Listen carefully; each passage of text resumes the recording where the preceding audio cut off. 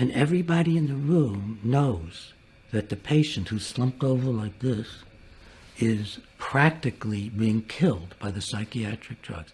Everybody knows this, except the psychiatrist, the psychologist, the social worker, and the patient. The people who know are the family members. It's an astonishing thing, and we could talk a lot about this, that you can bring up doctors not to know that they are destroying the lives of their patients. There is a simple way to understand psychiatric drugs. They are neurotoxins. They poison brain cells, and because they are so neurotoxic, they not only destroy brain cells, which are the most sensitive cells, so they destroy them first. They destroy liver cells often. They destroy thyroid cells often.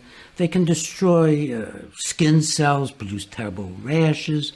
So we're talking about very destructive drugs. And because they afflict the frontal lobes, because they all massively cross the blood-brain barrier, you develop what I call medication spellbinding.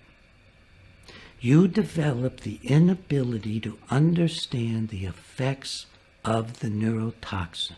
You don't know what's happening to you. And enough of any drug will do this. You start with the most toxic drugs of all, the so-called antipsychotic drugs. They're simply the most toxic of all.